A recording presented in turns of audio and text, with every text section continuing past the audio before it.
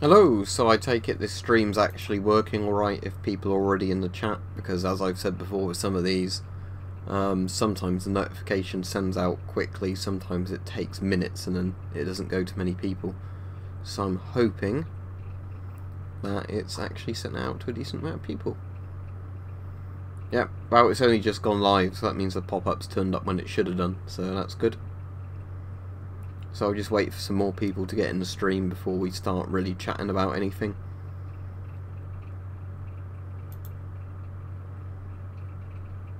Yeah, for some reason I think when I do a webcam live stream it always seems to show the notifications a lot more often, or at least shows them more often, not always, than when I do a video game stream. Not quite Happy New Year yet, that's why I'm doing a stream today though. Because obviously as tomorrow is New Year's Eve I might not be around to do a stream, so I'd rather just do it today. So obviously I've been working this weekend, so I'm off work now again for a few days before I'm back to work again. So filming YouTube videos obviously during the week rather than actually being in a physical place.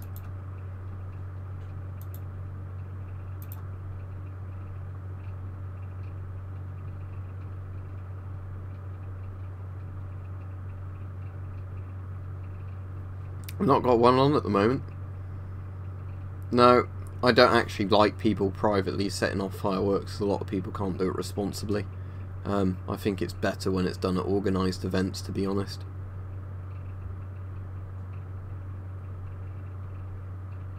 What do you mean, what was the Vietnam War worth it? No, because America lost, if that's what you're getting at. It should have been fought like an actual war, not sort of a pseudo-police action. If they wanted to win it, I guess. I guess then they thought it might have turned out like Korea, which I think was a big fear during the Vietnam War. They were worried if they pushed into northern Vietnam it would have probably pulled in Chinese involvement to a bigger degree, I imagine.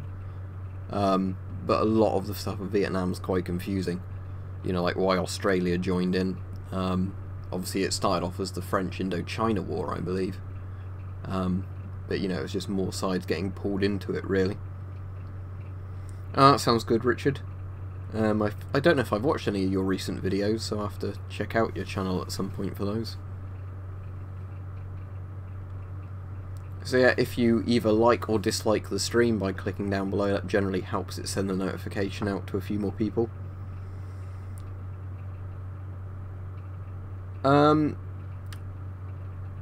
Well, I think I might have filmed some videos. I mean, a lot of the time, as I've said before with gas masks, it's whatever I can get hold of. I think Beastos, there's another mask he plans on sending me, so obviously if I get that mask, then that will be the next one I do a video on. But, it really depends. I'm just going to look on my scheduled videos in case there's any masks on there that I've not done. You know, the video's not gone live on. So we're almost in January now, aren't we? I'm just looking for when the next videos are coming up.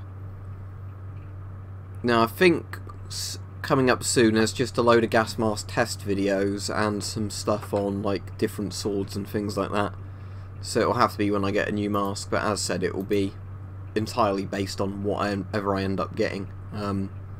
Because as much as there's some masks I'd like to get, often, you know, it's what can I opportunely buy. Alright, Mike. Wow, again, like I said, it's the same thing I just basically said. I'd get as many masks as I could in theory, but it depends, do I see them at a reasonable price? Because I'm not really silly enough personally to spend loads and loads and loads of money on certain masks. So I generally either opportunity buy the masks, if that's the right way of putting it. You know, so if I see a mask cheap on eBay and I don't have it, then I'll get it. But if it's at full price, then, or, you know, like really expensive, I don't often bother. The problem I've had with a lot of Russian masks, though, is that the masks have actually been really expensive to order in, as in, like, the shipping costs. So sometimes the mask will be like 30 quid, and I'd be happy to pay that for it. That's £30 for people who don't know what quid means. But often then they want sort of £50, £60 or dollars for the postage, which is ludicrous. So that's one of the reasons I've not bought lots of masks from Russia, like the more modern Russian Federation masks, is just simply because, you know, I don't want to spend stupid amounts of money on postage. You know, I'll pay what the postage really costs, not somebody trying to make twice the money of the actual mask on the postage itself.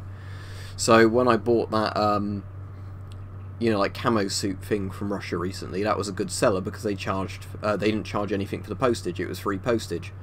And, you know, I've bought other stuff from Russian Federation and Ukraine before that's only been about £5 postage that's come in a parcel. But, you know, when there's sellers who want £40 plus for the postage, you know, that's them trying to make a lot of money on it. It doesn't really cost that to send a lightweight gas mask. Armour, yeah, I liked Armour too. I've played the original Operation Flashpoint, which I think they now call Armour something, don't they? Rather than calling it Operation Flashpoint, because the Operation Flashpoint rights got sold to a different company. I've played Armour 1 very briefly. And Armour 3 I've played, and I've got it, but I don't like it that much. Armour 2 is definitely my favourite, and Operation Arrowhead. Killing Floor 2, yeah, I've played a fair bit of Killing Floor 2. I actually played a lot more Killing Floor 2 than the original Killing Floor. Or, you know, the Killing Floor game, not the mod. I've actually played the mod as well, but, yeah, Killing Floor 2 I like a lot more, but the problem is I found with it is that once you end up playing enough of it and you've leveled up a lot of the classes to, like, level 25, I just find there's not much fun in the game anymore. Because it just gets a bit too easy even when you're playing on really hard servers. Because if you're playing like a Berserker at level 25, you pretty much constantly heal yourself, damaging things, you know, so... I've done videos on the Novichok thing, if that's what you're on about. But, like I said, I've been very suspicious over the whole thing. A lot of it doesn't add up. My favourite jet lighter is probably still that first type I got. I've seen them called either the Coney or the Prof type ones, but, you know, they're the plastic ones with the angled head. But that floating one I've got with the waterproof case is pretty good as well. But I think any of the jet lighters that have a fairly strong thing and are cheap, you know. Because the thing is, some of those jet lighters you can buy for like £1, and for £1, you know, they're refillable. Really good. No, never heard of that. Is that like something from a game? Sounds like something like the Umbrella Corporation would be called.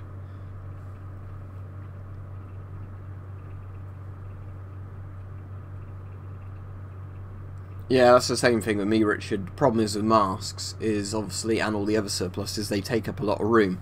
You can probably see that the rapier's sat in that corner, because I haven't wall mounted that yet, and I said that wall's not brilliant for mounting a lot of stuff on. You know, I've got the flail, the sabre, the katana, the arming sword, the foul on there. The Enfield's higher up, but the problem is just space for a lot of stuff. But, you know, I get sent stuff for free now and again. And I've got a lot of other stuff, so, you know, it's all room. This is the problem. And, like, I have to keep chucking out other stuff to make room for more masks, and even then I don't have a lot of masks in opportune storage conditions. Favourite gun? It's that one there, the L1A1 SLR, which is an improved version of the FN FAL. Favourite extinct animal? That's a good question, actually.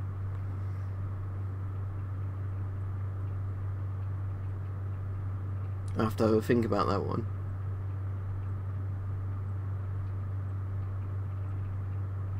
That's fair enough. When I got an M15 it was £30, but I think they're going up in price a little bit. I'm gonna have a think about that extinct animal or dinosaur one, so remind me if I've not said in a few minutes, and I'll try and think while I'm answering question. Underbed storage, I've actually got the entirety of my underbed bit filled with storage containers of old bits of paperwork in and other things, and some gas masks down there. My British Warden mask I've got down there in one of the storage things. So yeah, underbed storage, yeah, my entire underbed area is filled. I've also got like machetes and things as well all lined up under the bed, which is one of the things I always find funny, is that you know, when people say like, oh, what if there was somebody hiding under your bed? Well, in my room they're not going to have any space to do it, because I've got too much, you know, stuff stored under there. It'd be impossible for somebody to hide under my bed. I think the airsoft thing is answered in the FAQ below the video if you read it.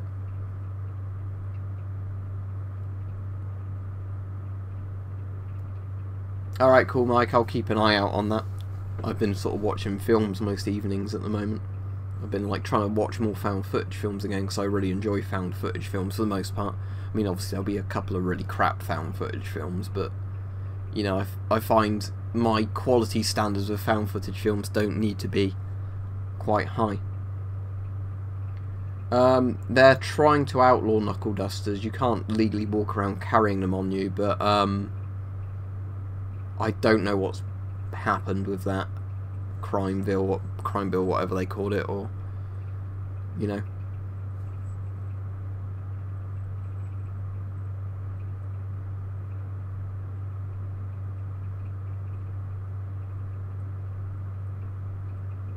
Favourite war film would be Where Eagles Dare, if you've ever seen that. It's nowhere near like the book, because in the book they barely kill anybody. In the film it's like one of the really high body count World War II films. Don't watch it expecting a serious World War II film, but it's very enjoyable. Some of the old masks I get, I try and keep in as good condition and clean them up, but I can't really restore it. I don't have the utilities, which is why I've not actually ever bought World War I masks, and I don't plan on doing it, because as I've probably said quite a few times, the problem with World War I masks is simply that you know, I really wouldn't want to get something that I then damage, because I'm not that sort of collector. I'd only ever collect stuff that's I can personally keep. You know, if only museums or people who are really into it can keep that stuff from deteriorating, then they're the people who really ought to own it. For the person asking about gun ranges in the UK, yes, there are gun ranges, but they're obviously going to be restricted a lot more by UK firearms laws. There's a gun range not far from me, and sadly they used to actually do a lot of big bore shooting and historical firearms shooting there, but when I tried to look into it, I don't think that group does it anymore there. So because otherwise I'd have probably been really interested in joining up like that, you know, where you'd rent the guns like Lee Enfields and Moss and Nagants and things like that to shoot, rather than actually, you know, owning it, so you wouldn't have to go through a lot of the paperwork. You just have to be sensible when you go to the range. But sadly it seems like that group's not around anymore when I tried to look into them a bit more. And I think I've said before, I don't really have any interest in joining shooting clubs for doing 22 long rifle at 10 yards kind of target. You know, I could do that in my garden with an air rifle essentially, so I don't see the point in doing it at an actual gun club where you're paying for it. But yeah, there are gun clubs and gun ranges in the UK.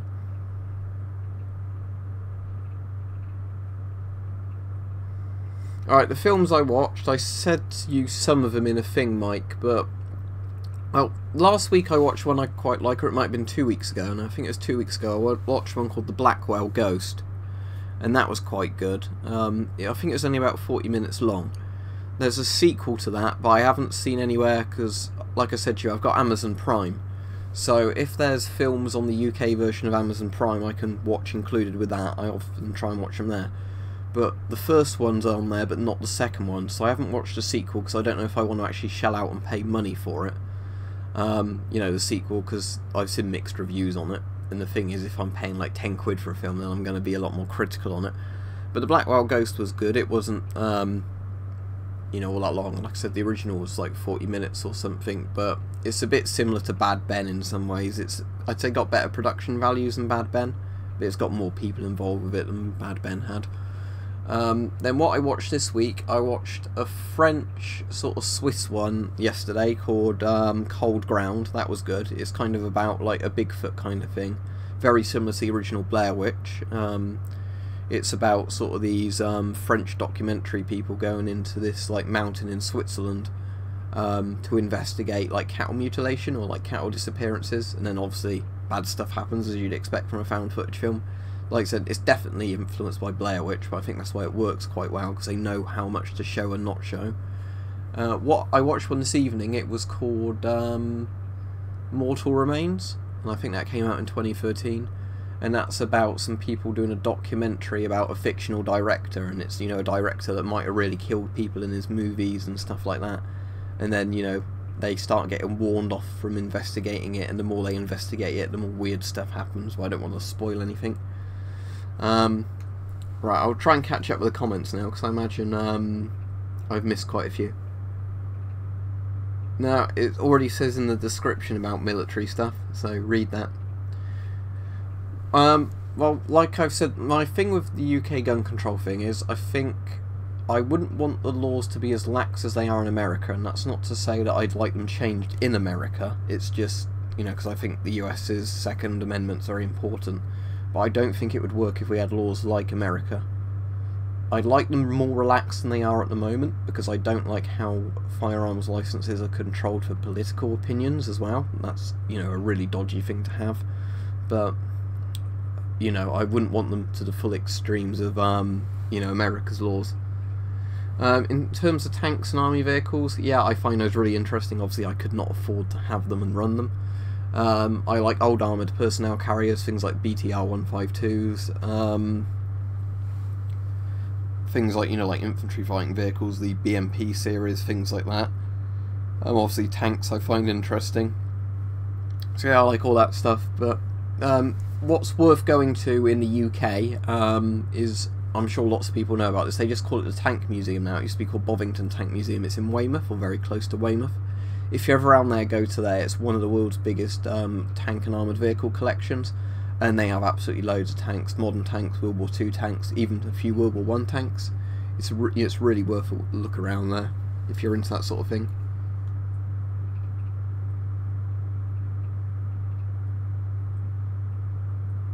You mean the Wild Geese, the one that's got Richard Burton and Roger Moore in? Yeah, I've seen that, I've got on DVD. That's a spiritual successor to Where Eagles Dare. Well, sometimes I'll be at work, sometimes I'll be seeing friends, sometimes I'll be watching films, totally depends. That's cool, like an old Willis Jeep.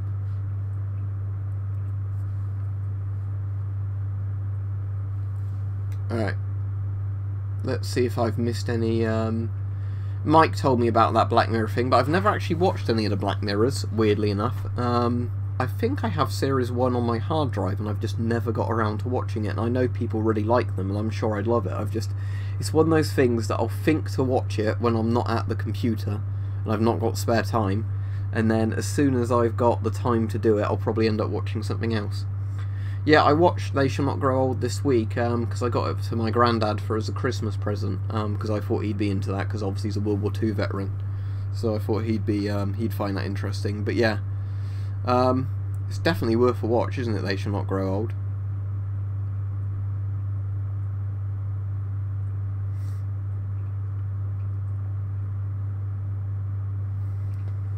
What's the most annoying trend I've seen with modern masks? Maybe moving away from 40mm filters, because I don't think there's, you know, a reason for doing that. Like I've explained, I know why the M15 GSR don't use 40mm filters, but I don't personally think it's a good idea. You know, I think 40mm, it's been the NATO standard for ages. Everybody should just use the NATO standard. I wish everybody still would, because it'd make it a lot easier for buying filters cheaply and getting, you know, compatible filters. So I wish everybody would just stick with 40mm NATO as their standard type things.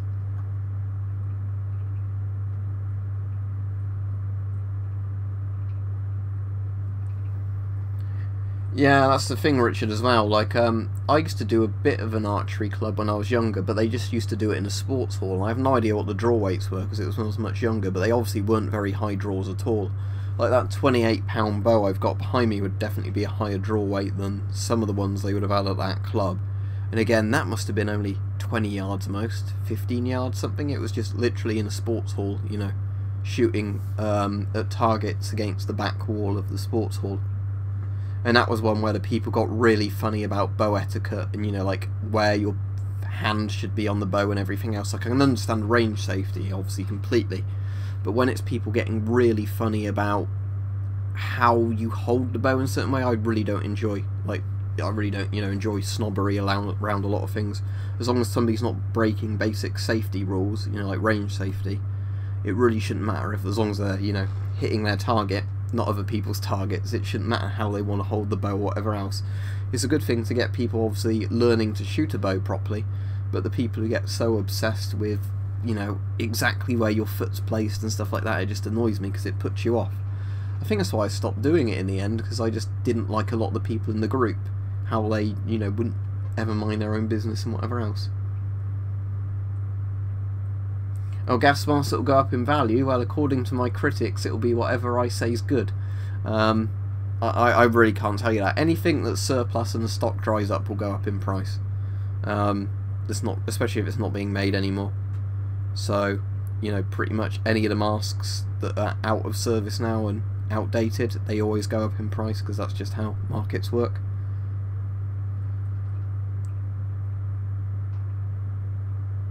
Right, what's favourite Cold War country? What do you mean, as in, like, from a historical perspective, or like what they actually did? Because obviously I find the Soviet Union really interesting, but I wouldn't ever have wanted to live in it. Yeah, I've seen that one. They also have another... They still are producing GP5s, basically, under an SHM name. But yeah, sadly, I've not seen any of those for sale on eBay. Wow, in terms of practicality, something like a Challenger 2, in terms of being a really good tank. In terms of tanks I really like, though, Shermans from World War II, because they, you know, were a really good middle ground between being able to be mass-produced and actually being of a decent quality. Chieftains from the Cold War, I really like the design of the Chieftain. Leopard tanks I like both the Leopard 1 and 2. If you want to find a funny tank, look up the Bob Semple. The Bob Semple tank. Oh, it's Bob. Is it Bob Semple or Bob Simpkins? It's the Bob Semple tank, yeah. Basically a corrugated iron shed with guns on it. So yeah, Bob Semple tank's a funny one, but I wouldn't think it'd be a very effective tank. Well, my dad's birthday, Mike, is on the 31st of December every year. So I'll actually obviously be celebrating my dad's birthday. Now, I might be going out to see some friends, but it depends if one of them's back tomorrow, because he's on holiday, so depending on what time he gets back and how tired he feels, I may go out and see a friend, if not, or just stay in. But I'm not planning on really drinking heavily or anything, because as I said, I've sort of, you know, not been drinking. I've only had a bit of wine at Christmas, really.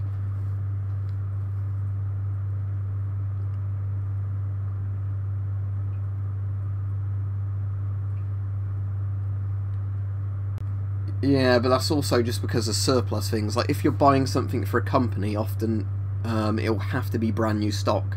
Lots of companies cannot, you know, under like health and safety style legislation, they can't buy second-hand masks.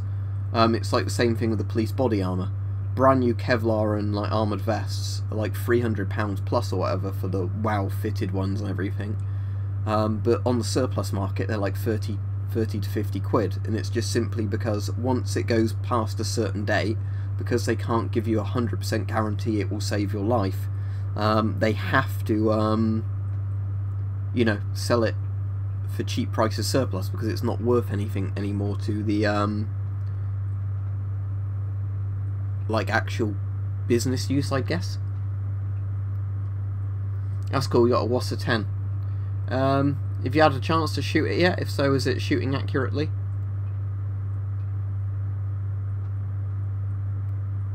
What do you mean, like a vertical takeoff and landing, like an F-35 or a Harrier type thing? I assume that person's joking. He says, what is an AK? But he's referring to a Kalashnikov, like an AKM, AK-47.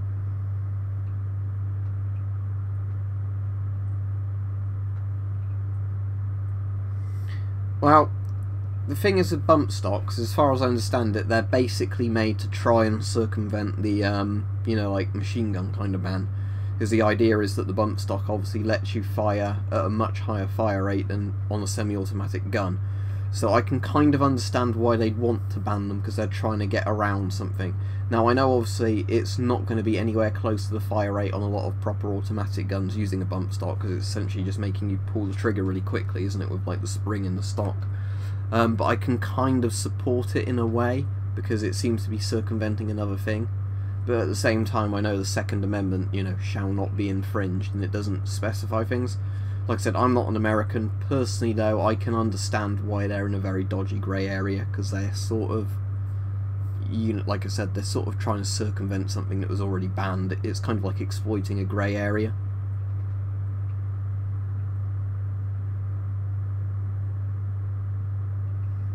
When you say the MP4 mask, do you mean the one with the cheek filters? The cheek filters can obviously expire, but if you're using them for particulate use, like tear gas or whatever, then you don't have to worry about them expiring. It depends what you want to use it for. I wouldn't think there's much danger in using an MP4. Yeah, that's a good way of putting it, Richard. I'd agree with that. A lot of them do act like, you know, little school children. No, suddenly I might get a Bokken though, because I really would like to start sparring training. I don't think there's any HEMA clubs near me. But I think, as I've been saying to a few people before, I've been doing a lot of sword forearm training recently, so I've got much better at using swords. So basically,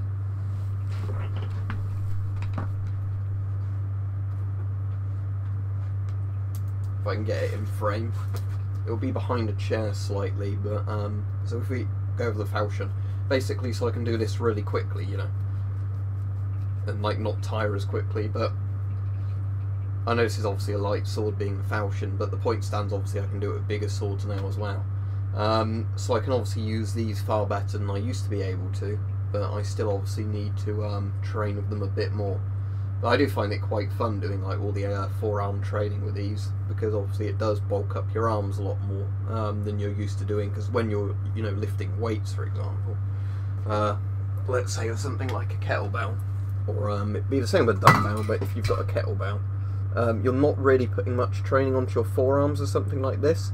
Obviously you can work a lot of other muscle groups with them. Same with barbells and dumbbells, but you don't get too much forearm training out of them.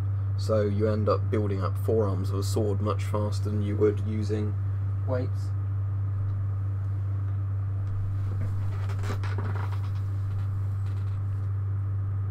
I'm still trying to think about that extinct animal thing. I have a feeling there was something I did look into a while ago that I thought was a really cool animal that was sadly extinct. But it's just completely slipped my mind now. It's probably like one of those old giant scorpion kind of things, because I know prehistorically, supposedly scorpions were really big, and it was over time their lungs changed or something and they got smaller to do with oxygen levels, so I'd say maybe the giant sort of older fashioned scorpions.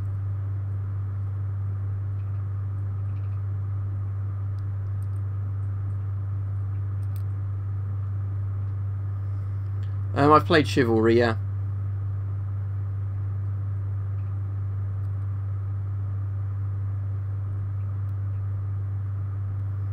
Now, the ATF has a bit of a track record of, you know, doing bad things. Obviously, the Waco siege happened because of the ATF wanting to get good press. So, you know, I don't have very high opinions on the ATF, to be honest. But I don't want to get too political on these streams. No, I do not have a tank.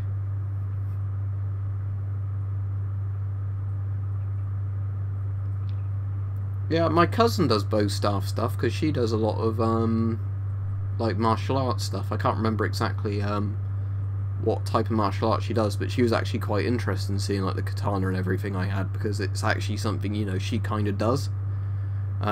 So she was talking to me about Bokkens on Christmas Day, weirdly.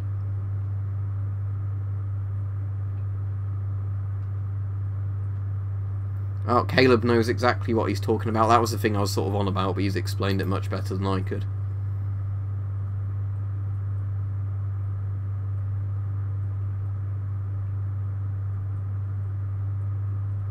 No, my parents did. Interestingly, my parents went to Croatia about a year before the breakup of Yugoslavia happened, and they said, you know, you could tell something was going to kick off then.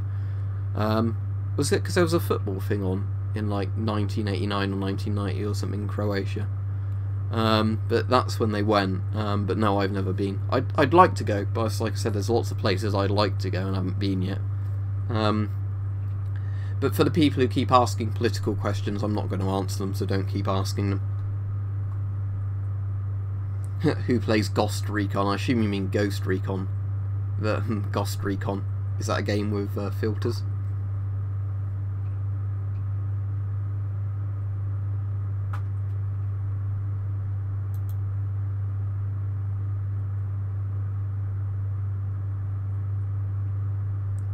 Alright, I'm waiting for some more questions to come in now.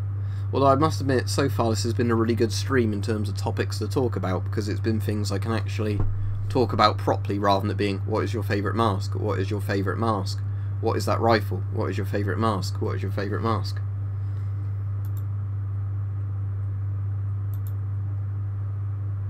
I'm just trying to think if there's anything else I can show on the stream that you won't have seen as often.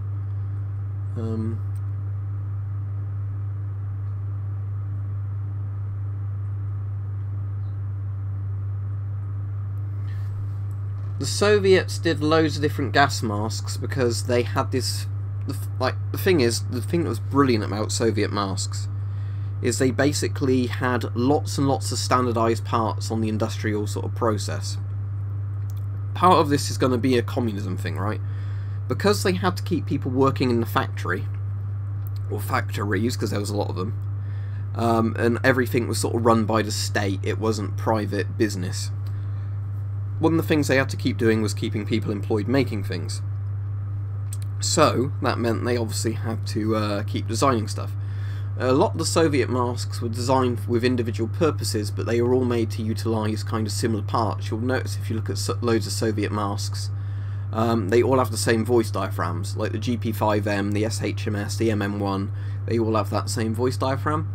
You'll notice lots of other masks all use similar bits, like SHM41s, and then the later sort of smaller GP5 one. They all have like similar parts. So what you've got with those is obviously they need people working, and they've got all these different parts that they're mass producing, so it's very easy to design specialist masks that utilise the same parts you're making in all the factories and just combine them together. When you say dressiest, do you mean the coolest looking military uniform? I think maybe what the Swiss Guards have, you know, like the Papal Swiss Guard, with like the funny bright coloured trousers. If you mean like modern stuff, maybe like the Wehrmacht. I mean, like either East Germany, I think, or like Nazi Germany had some of like the best looking uniforms. Well, what I've done at the moment, Richard, I'll tell you what, we'll get out the bag in a minute and have a look at it. I used the methylene chloride on it, but that didn't really strip that like salt stuff off, so I cleared a load of it off using a screwdriver and, you know, like abrasive stuff. Then what I did is I coated it in oil, the head, and then I put a magnet on it, because supposedly if it's rust that occurs due to magnetic reasons, you can sometimes put a magnet on it and it will lower the amount of rust. Because apparently on ships they do like a sacrificial piece of metal on a lot of them, so that rusts before the hull. So let's get out the bag and see if the oil on it and the magnet's done any good. I didn't manage to get all of the salt off, but I got a load of it off, so let's see.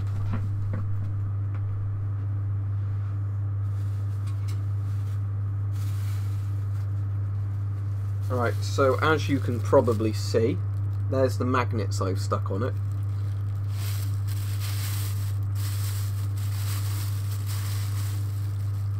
Right, yeah, there's a lot less of that on it, because some of this had been the stuff I wouldn't have been able to get off last time.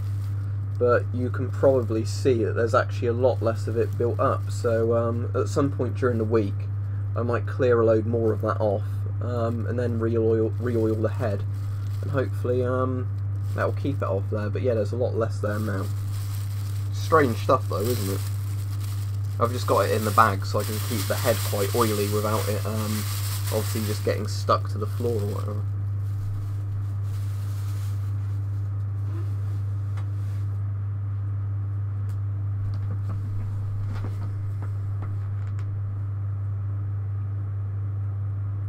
whatever. Helmet and hood style masks, you don't, I'm trying to think of a good way of explaining this. They need less training to put on. If you've got one that fits you well, you don't need to know how to adjust the straps. You literally stretch it over your head and it works.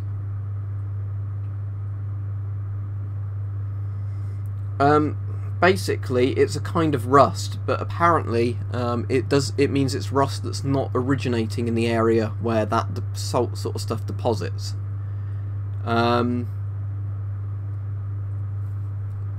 Basically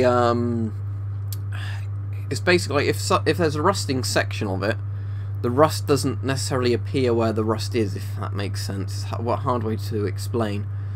I think part of the problem is because when I got the mace there was so much oil on it which had deteriorated the leather they'd wrapped the handle in. I took the leather off straight away because it was useless trying to have this like kind of soggy, sodden leather on it.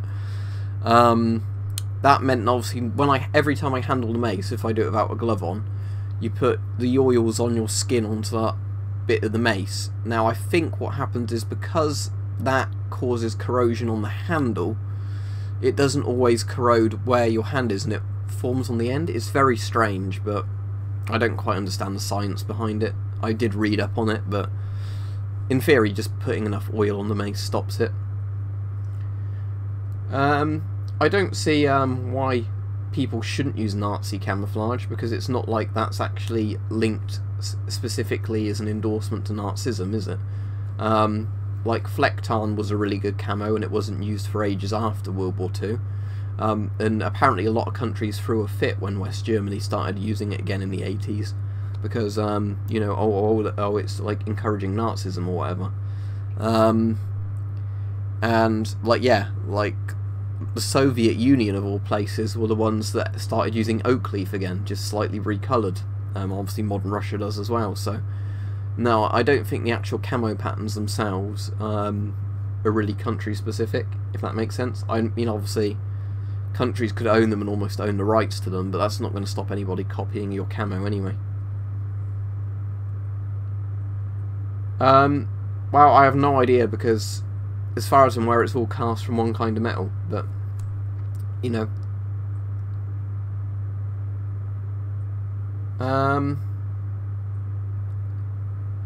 I mean, unless somehow hitting it into stuff has caused some metal to sort of wedge into it, which is causing the rust, I have no idea, but I think it's some sort of carbon steel, I can't tell you what type. I've not found anybody else with that kind of mace have this issue with it though, so no idea.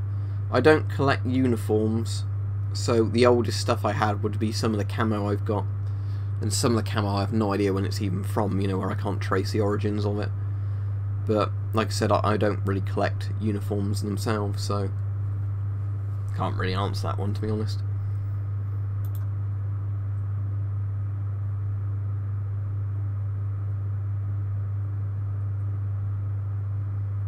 It's, is that the one that's not in Strictarn? Is that the one that's in, because East Germany in the 50s had a couple of different camo patterns, didn't they? But they ended up just using Strictarn for everything later on.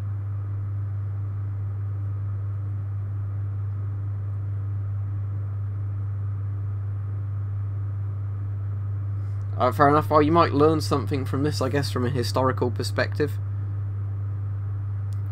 Well, it depends. Some border guards did. The West German border guards had that swamp pattern, or whatever they called it, which is basically splinter. There's East German border guards with pictures of the fall of the Berlin Wall wearing camo. They're in Strictarn. I mean, obviously some of them just have the standard, like, grey kind of dress sort of uniforms on. But East Germany didn't seem to be kind of, I think, yeah, exactly, it seems to be, like, depending on where they were deployed, depends on how they were dressed. But yeah, I don't think they had a standardised border guard only uniform pattern. Some wore the sort of parade kind of grey uniforms, others wore the Strictarn, then there's other pictures of ones wearing like a different camo pattern that's much rarer. They were issued in the 50s or 60s. So yeah, I don't think there's a standardised East German camo. Right, I'll probably do 20 more minutes because the stream's going well and I've had some really good questions this one. Just trying to think, as I said before, if there's any like other good things I could show you on camera, because the law says you can't. There's I can't answer that for you, can I? Other than well, I like the car I've got at the moment, which is a Dacia Sandero. Can't fault it. Very rarely with the crossbows. I mean, if I'd probably do videos of it if I shot them a bit more, but I've not really done it for a while, to be honest. But obviously this is the time of year when the weather's not very good outside and you don't get much light for it. It's much nicer to do that in the summer, to be honest. No, I've got a Stahlhelm though. I've had a Stahlhelm for ages, but it's that rusty shell of one, basically. But no, I've not had any more helmets in a while, just because I've not seen anything that's unique. You know, I don't see the point, because I'm a lot more into gas masks. If I see some variants of a gas mask that are like, you know, a different nation producing one with slightly different things on it, I'm more into that. But when it comes to helmets, if it's like, oh, this is the same helmet except one has a different liner, I really couldn't care you know, very much. You can do super chats on here, but Patreon is better in a sense because I get more of a percentage. But it's up to you. But I don't have a PayPal or anything for donations. I think you mean the M56 Stahlhelm. Yeah, that's a good helmet. It's out of the steel helmets, one of the best. I really like the liner in it as well. It's a really comfortable liner in my opinion. I think the 80s were quite a good era for camouflages because you had lots of interesting patterns coming out then. That's when America went to M81 Woodland, the really famous one. I know it was ERDL camo, whatever they called it before then. It was like a prototype. The Soviet Union, some of the Warsaw Pact countries came out with quite interesting camos around then. Britain was still using DPM. Well, I've said about the Chernobyl thing quite a few times. The issue was I was planning on it, and then, you know, a civil war happened in Ukraine. And I know you can go to Chernobyl still, but, you know, that kind of messed that up a bit. Got into gas masks just because I find military history pretty interesting. There's a lot of other stuff I'm into. The thing is with gas masks, they're cheap to buy. Out of those masks, the MC1 is probably the cheapest. There's also the Czech CM3 that you can probably get for a similar price. Out of all of them, I'd say the CM3 I'd like the most. Like, as you know, like if I was to get one for myself and had to use it, the CM3 would be my favourite, which is the closest to the MC1. Obviously, it's up to you if you're getting them, but yeah, that's my suggestion. I'd say part-time YouTube, part-time the job I do. So I work weekends, so I do 18 hours at the weekend working a kitchen porter job, like a cleaning job. So obviously I was doing that earlier today, and now I'm home for the evening. And then obviously I'm filming YouTube videos as well as streaming in the week normally. So, you know, it's like half and half of each, really.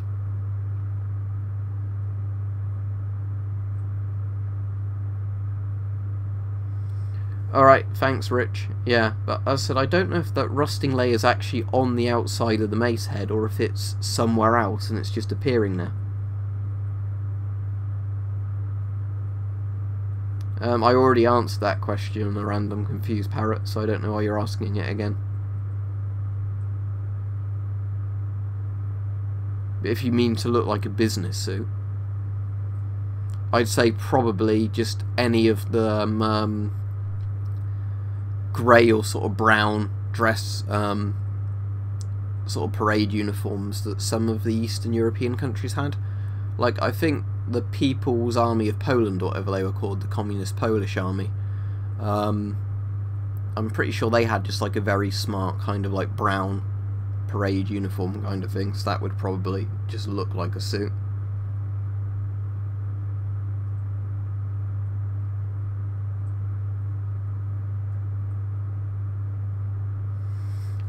Camouflage I hate the most, probably UCP, you know, Universal Camouflage Pattern.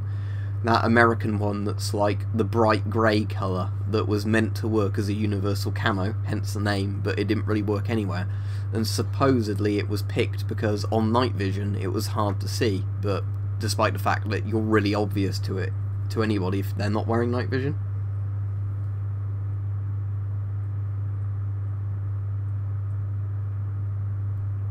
That's cool, yeah. You can sometimes get World War II masks like for really good prices like that with a bit of history behind them. The thing is, the more interesting World War II masks is often they were issued to people rather than it just being surplus that sat in a warehouse somewhere.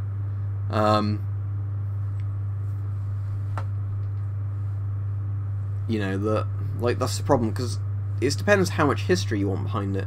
Because when you're buying stuff as surplus, often if it's not been issued, that's brilliant if you want a full kit of unused gear really cheaply, but there's less sort of interesting history behind it than when you get like a really old World War II mask and it's got the guy's name in it and all that sort of stuff, and you know, stuff like that. No, I'm not married.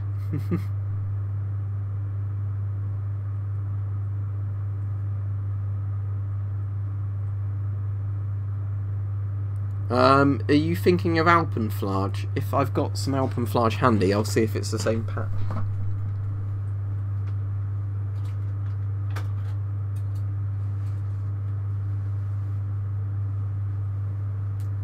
Did it look like this?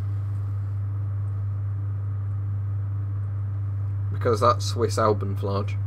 I think it had another name as well as Alpenflage, but essentially red's in it,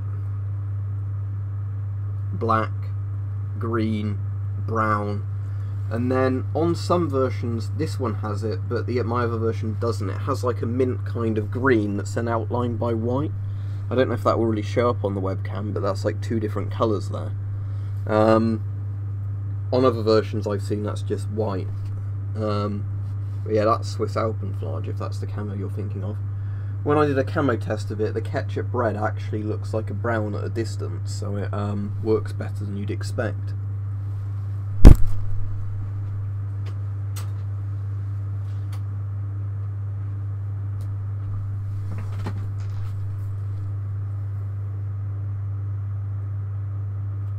Ah, cool, it was Alpenflage.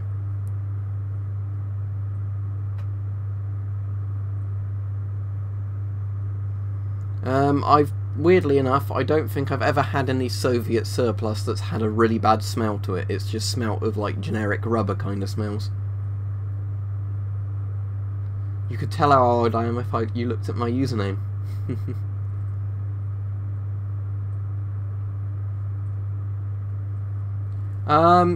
Just because I find the history of lots of these things interesting. I wouldn't say I'm an expert on a lot of these things, it's just I like to read into them. And you know, often you chat with people on YouTube who say, oh, I did this for a while, you know, during that period, or whatever.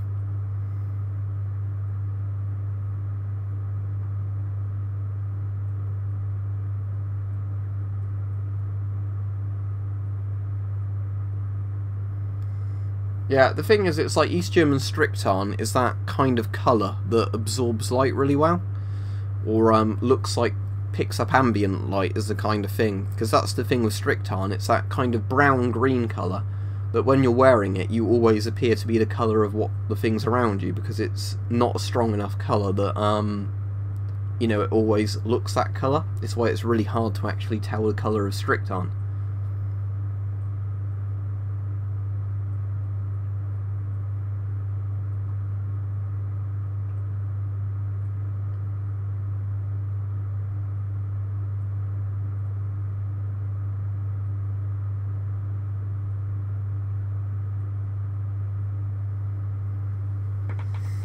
I wouldn't be able to tell you off the top of my head a random confused parrot, but I would say I don't like the uniforms that don't have pockets in and stuff like that, because I've had a few shirts that don't have like zip up or button up pockets, and that really annoys me.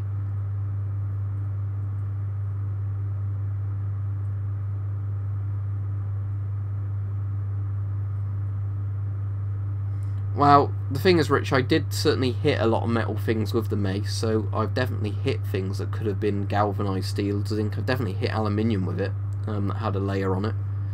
So it could be something like that that's done it, I don't know.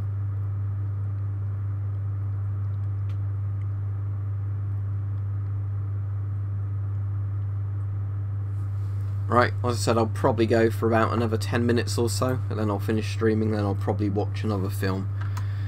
Let's just see while I'm waiting for some more questions to come in, if I can find some more found footage films that look worth watching.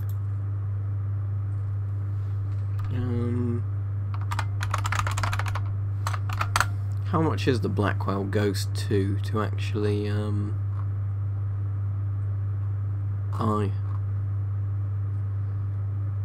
buy it's $9.99. See, I don't think I'd spend $9.99 on a 90-minute film.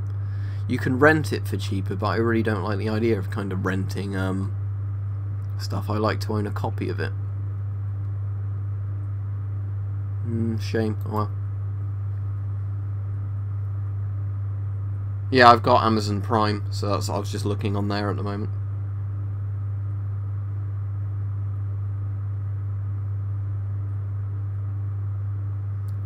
No, I don't have... Oh, you said, does anyone? I said, I don't. The only bolt-action rifle I've got is the Lee Enfield, but that's slightly out of frame. It's a couple of inches above that crossbow stringer you can see on the wall that's hanging there randomly. I think I just hung that one there so I didn't lose it.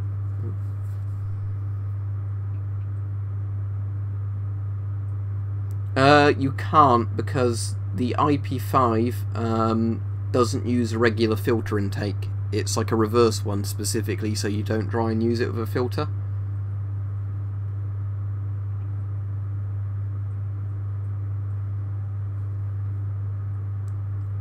Right, movies that are included on Amazon Prime are free, but that you don't get access to the entire Amazon video library, you only get access to the ones that are on Prime. I have 1 or 2 mess kits. I think they're Warsaw Pact ones. I've never done videos on them because I've never been interested enough. I had one guy get quite funny with me because I didn't do a video on them. He kept asking me to do a video, and I said, look, if I get round to doing a video on all my canteens, I'll include the mess kit in it if I can find it. And then he got really angry, like saying, no, you make a video on it today. I was like, oh, you're blocked then, aren't you? Don't tell me what to do. Yeah, I've got an MUA gas mask. I've done a video on it. You mean like the OM14 with the little voice diaphragm on the nose? That's illegal to do that in the UK. If you put that down for the reason for owning one, you'd never be allowed one. You can own it for sporting reasons, but you can't own it for that reason that you've just listed. In terms of favourite kind of knife, probably the Fairbairn Sykes, just because I really like, you know, the design of this.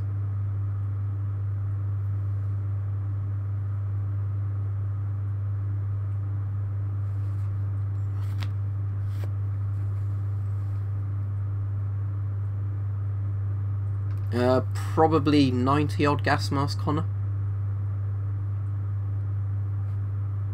I like the kind of weird vinyl kind of rubberized fabric if it's done thick enough that some of my gas mask satchels have, because that's good at keeping dry and it's a fairly good material that doesn't rip.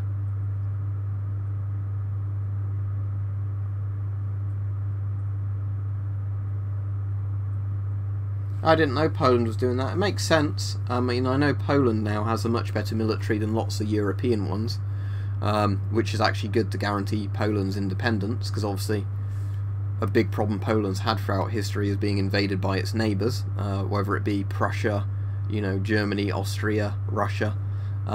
So yeah, obviously it's good for Poland if they actually do have a good functioning army. And I think they're one of the few NATO countries, aren't they, that actually put a decent amount of GDP into their army, which they're meant to do, but most NATO countries don't. So, yeah, good on Poland. Yeah, I've tried slingshots, I've got some old videos on them, but my slingshots wouldn't be in functioning order anymore, so I'd need to get some new ones or, like, repair the bands if I was going to use those slingshots again. I just said what the knife was, it's Fairbairn Sykes. You know, Commando Dagger.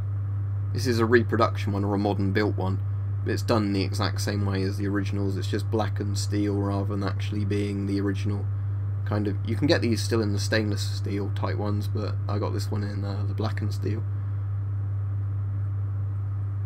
But you know, it's a proper dagger with like a little needle point that's very, very sharp. If you were to you know, shove it into anything, it goes in very easily.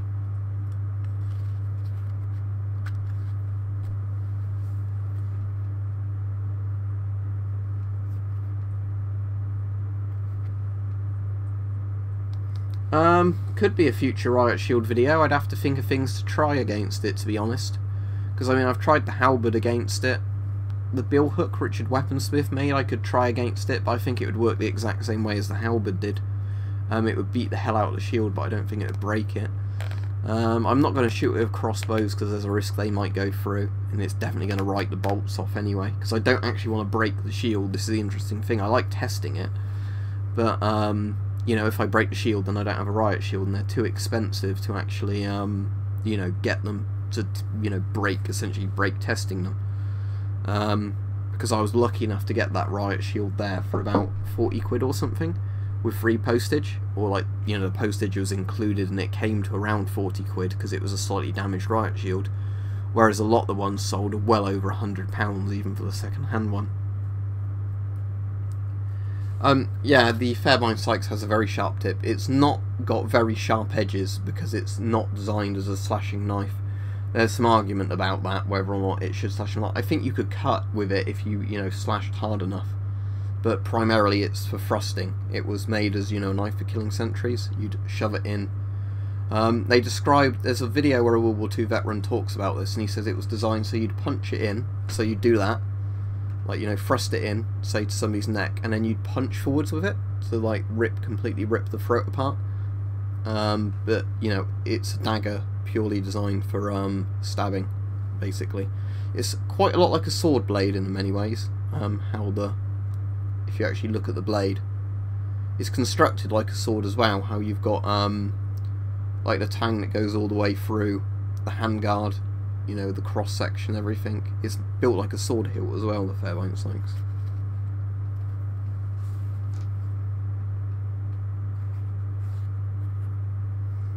They were on about changing the UK knife laws, but I don't think anything's come of it yet.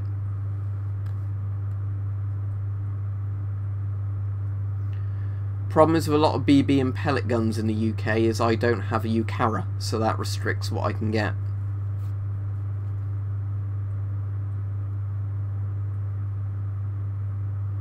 Just seeing if there's any questions I missed. I think I know what knives you mean, Madness, but I don't actually know the names of them. Because I've seen like some weird kind of corkscrew kind of knife designs, but I have no idea what they'd be called off the top of my head.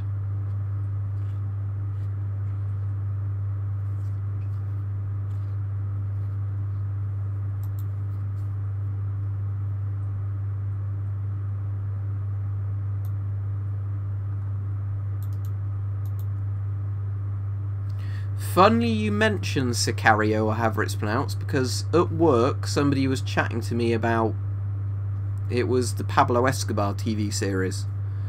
Is that Narcos?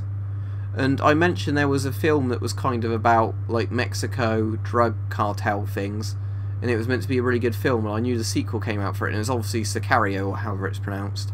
But the guy had no idea what I was talking about, and it was really annoying me because I couldn't remember what the name of the film was. And he goes, "Oh, you're on about Narcos." I'm like, "No, I'm not. There's a film that..." Alright, cool, Mike, yeah. Thanks, Mike and Booster Seat, for... Yeah, I think that's what he's on about. No, there's no laws regarding filters and gas masks in the UK. If you're wandering around in a public place with a gas mask on, it might look very odd. So I wouldn't recommend doing that. But there's no laws regarding them saying you can't buy them or anything like that.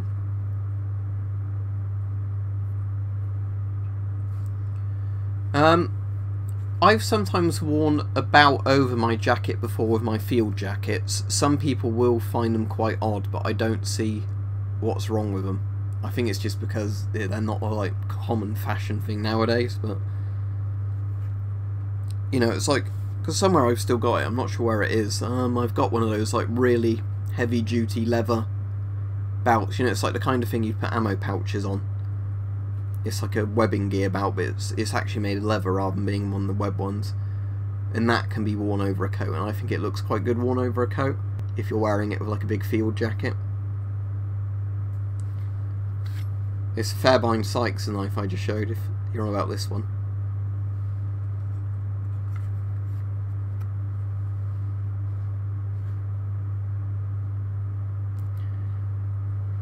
No, only if you're a member of the armed police, or you're like a bodyguard to a politician, because only politicians are allowed armed bodyguards, not regular people. They're allowed pistols. I think vets are allowed pistols for humane dispatch, but that might be revolvers. Like if they need to shoot a horse in the head, basically, they're allowed to carry them.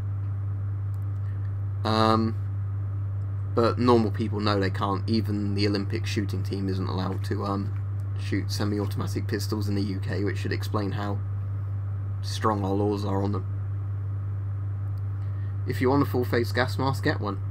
There's plenty to choose from. There's a lot you can get very cheaply.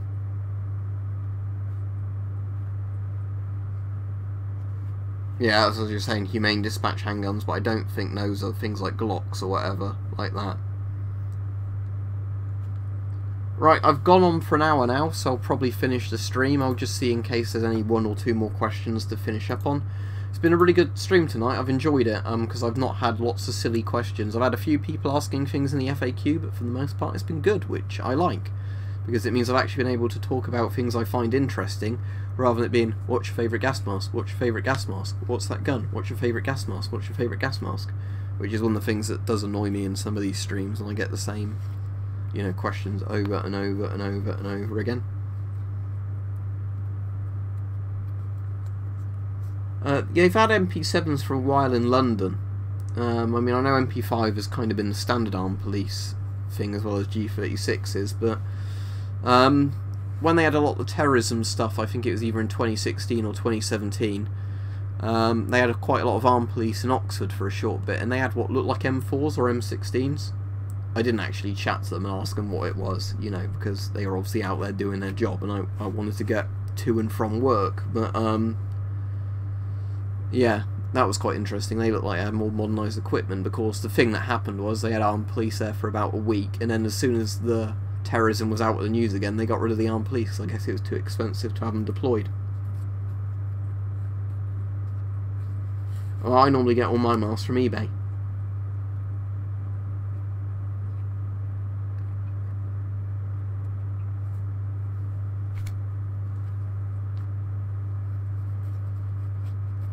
Yeah, I thought it might have been something like that, Richard, or they'd be like revolvers that, you know, would have been limited, because otherwise I imagine there'd be a bit of a market for people smuggling them out of that to actually sell them, you know, as a thing.